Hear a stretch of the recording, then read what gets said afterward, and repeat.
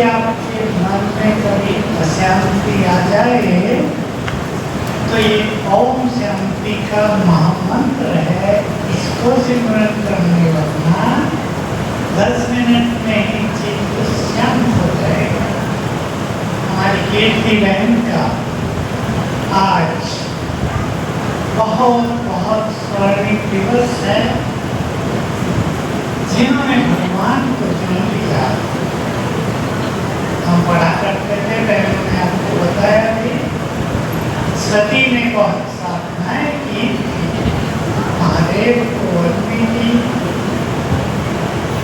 माँ बाप कहते थे वो फकीर से तुम शादी करोगी, बबूत लगेते रहता उससे शादी करोगी। लेकिन सती की जिद थी, उसको पता था मैंने जन्म जन्म साधना की है शिव को पाने, शादी तो एक बहाना था। हमारी कीर्ति बहन ने जन्म जन्म साधना की होंगी, अवश्य की है, और मन से कहा होगा हे प्रभु जब आप इस धरती पर आओ, ध्यान से सुन लेंगे, मैं आपके काम आ जाऊं। मनुष्य मनुष्य के काम आता है, अपनों के काम आता है, परिवार के काम आता है। हमारी ये बहनें संसार के काम आने के लिए इतना बड़ा त्याग कर रही है। आपको पढ़ाई सुंदर की और आपको ये शुभ बात कहते हैं, हमारे इस ईश्वरीय विश्वविद्यालय में सारे भारत में और भारत दुनिया में भी थोड़े 50,000 कन्याओं ने अपना जीवन प्रभु को अर्पित कर दिया है, मानवता की सेवा के लिए, अपने लिए कुछ नहीं, सब कुछ संसार के लिए।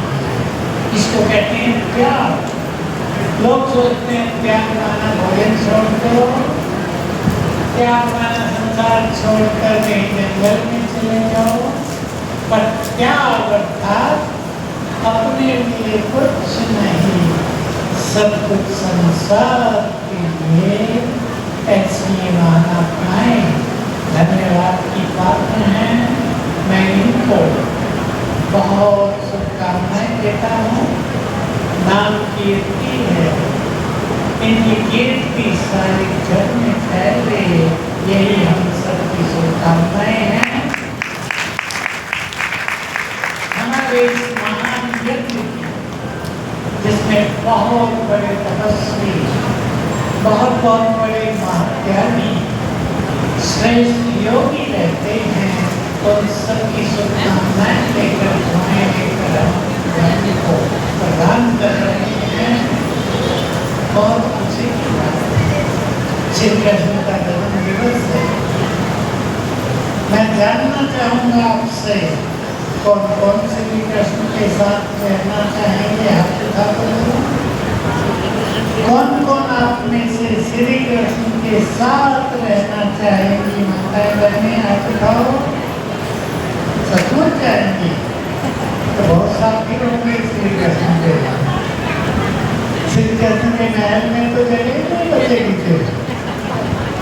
बहुत बहुत बधाई आप सबको उसके लिए। यही करना होगा। माताएं बहुत चाहती हैं श्री कृष्ण जैसा पुत्र पैदा हो, तो माँ भी तो श्री कृष्ण जैसी चाहिए या नहीं? किसी भी महान आत्मा को, देव आत्माओं को जन्म देने वाले भी महान ही होने चाहिए। तो इस ईश्वरीय विश्वविद्यालय में आप सभी को सत्य ज्ञान दिया जाएगा, दिया जा रहा है। उस ज्ञान से मनुष्य के जीवन में सुख शांति का मार्ग निकलता है। आज आप जानते हैं घर घर में किसी न किसी कारण से ज्ञान की कमी हो गई है, किसी न किसी कारण से रोग बढ़ गए हैं, मनुष्य की खुशी समाप्त होती जाती है। परिवार कहीं कहीं तो लड़ाई झगड़े का मैदान बन गए हैं। ये ईश्वरीय ज्ञान आप लेंगे तो आपका घर मंदिर बन जाएगा। जैसे मंदिर में बहुत शांति होती है, मंदिर में जाके सबको बहुत खुशी होती है, आपका घर भी ऐसा ही बन जाए और आप उस घर की बन जाए। इस देवी सभी माताएं बहुत बैठी हैं, भाई बैठे हैं। मैं आप सभी को कहना चाहूँगा, अपने अपने घर में खुशी का माहौल पैदा करें। आपका घर खुशियों का भंडार हो जाए, घर में बहुत खुशी होगी। तो देखो क्या क्या फायदा होगा। जिस घर में खुशी बहुत होती है वहाँ रोग फैलते नहीं है। जिस घर में खुशी बहुत होती है वहाँ समस्याएं फैलती नहीं है। जिस घर में प्यार और खुशी की गंगा बहती है वो घर बहुत भाग्यवान होता है, वहाँ धन की घर। आप सभी आज इस सुंदर अवसर पर यहाँ इकट्ठे हुए हैं। मैं आपसे आग्रह कर रहा हूँ, ईश्वरीय ज्ञान लेकर अपने जीवन को खुशियों का भंडार बनाओ। सोच रहे हैं आप सभी, पसंद है? पसंद हो तो आप दिखाओ। आपके घर में खुशियां ही खुशियां हो। देखो बातें तो होती हैं, घरों में बातें हो रही हैं, कोई दुर्घटना भी हो जाती है, कोई बुरी बीमारी भी घर में आ जाती है, पर आप अगर अपने घर में प्यार और खुशी का माहौल रखेंगे तो ये सब चीजें जल्दी दिखाई दे देंगी। बातें होती हैं, बातों को महत्व न देकर, बातों को तोल न देकर आज से आप ये सोचना हमारी खुशी इन बातों को समाप्त करेगी। हमारा आपस का प्यार इन समस्याओं को नष्ट करेगा। इसलिए छोटी मोटी बातों के कारण अपने घर में अशांति, मनमुटाव, परेशानियां, दुख इसको आने नहीं देना है। सब आज संकल्प करो, बातें तो आएंगी और चली जाएगी। बहुत सुंदर सिद्धांत है। जो कल था वो आज नहीं है, जो आज है वो कल नहीं होगा। बातें आएगी और चली जाएगी। हमें अपनी खुशी को जाने नहीं देना है और ध्यान रखेंगे जो कुछ हम दूसरों को देते हैं वो डबल होकर हमारे पास आ जाता है। आप दूसरों को सुख देंगे, सुख डबल होकर आपके पास आ जाएगा। आप दूसरों को खुशियों से भरपूर करेंगे, चार बुरी खुशी आपके घर का संहार करने लगेगी। आप दूसरों को शांति देंगे, आपका जीवन भी शांति से व्यतीत होगा। आप दूसरों को मदद करेंगे, आवश्यकता में आपको भी मदद करने वाले बहुत आ जाएंगे। आज से ये सिद्धांत जानकर कि जो कुछ हम दूसरों को देंगे वो कई गुना होकर हमारे पास वापिस आ जाएगा। आप सब अच्छा अच्छा देना शुरू करें, किसको कड़वाहट न दें। देखो आप सब एक बात जानते हैं, आप किसी को दो चार बुरे बोलो, एक दो चार दिन को सहन करेगा, आगे तो सब निकाल देगा। इकट्ठे ही 20 बोलेगा, लड़ाई झगड़ा करेगा। मीठी वाणी बोलकर जैसे कोई व्यक्ति बीमार हो जाता है। आप उससे मिलने जाते हैं, उससे घर में, हॉस्पिटल में, यही तो कहते हैं ना, जल्दी ठीक हो जाओ, कोई बात नहीं, बीमारी आई है, चली जाएगी, चिंता न करो, हम लोग आपके साथ हैं, आप जल्दी ठीक हो जाओगे।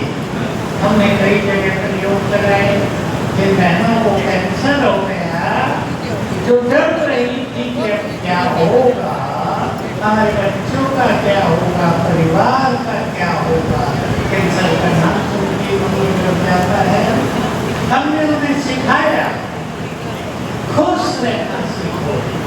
जितने आपकी खुशी बढ़ेगी, कैंसर डर के भाग जाएगा। तो डॉक्टरों ने बताया, जो कैंसर के स्पेशलिस्ट होते हैं, कि जब गांव के लोगों को कैंसर होता है और वो इलाज के लिए आते हैं तो वो जल्दी ठीक हो जाते हैं, परंतु जब शहरों के पढ़े लिखे लोगों को कैंसर होता है वो बहुत देर में ठीक होते हैं, क्योंकि वो सोचते बहुत हैं।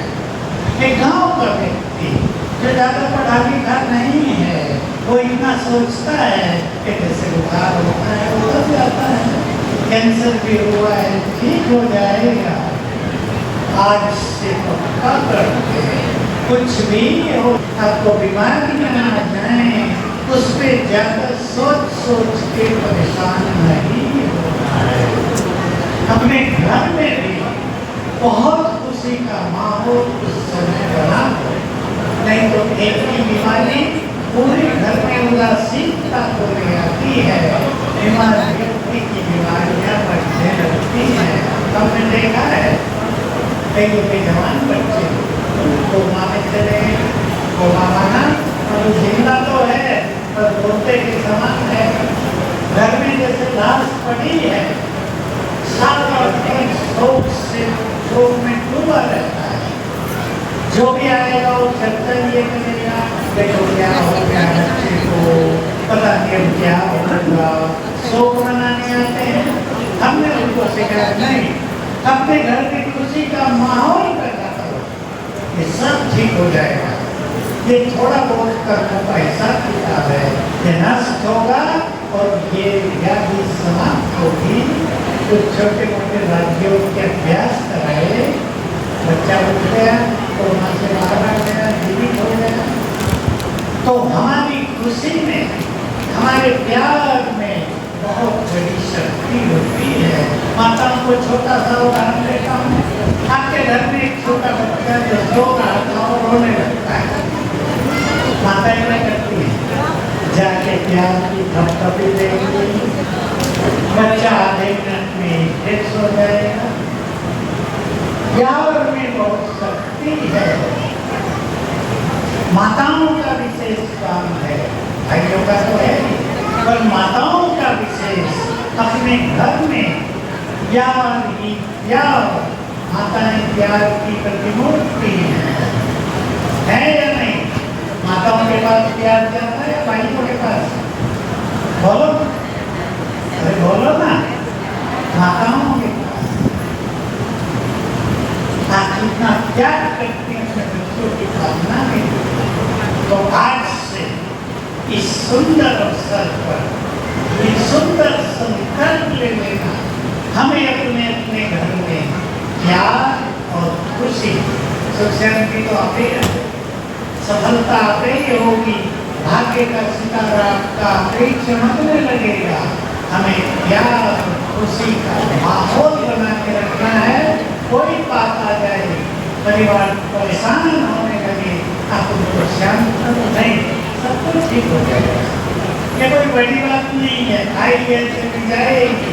घर में खुशी पैदा करो तो बहुत अच्छा होगा। लास्ट में एक बात कहता हूँ, रोज कन्या करना घरों में, हम सब भगवान की संतान हैं, हम सब उसे अपना माँ पिता कहते हैं। मानते हैं ना सभी भाई बहन? मानते हो तो आप बताओ। भगवान हमारा माँ पिता है। एक मिनट के लिए सभी आंखें बंद करके सीधे बैठ जाओ, मेरे साथ साथ सोचना, जो भगवान है वो मेरा माता पिता है। बसा लो अपने अंदर, बढ़ दो, वो मेरा है, हम उसके परिवार हैं। वो मुझे बहुत प्यार करता है, जैसे मैं अपने बच्चों का ध्यान रखती हूँ, वो भी हमारा बहुत ध्यान रखता है। जो भगवान है वो मेरा है, वो मेरा है, मुझे बहुत प्यार करता है, उसका सब कुछ मेरा है।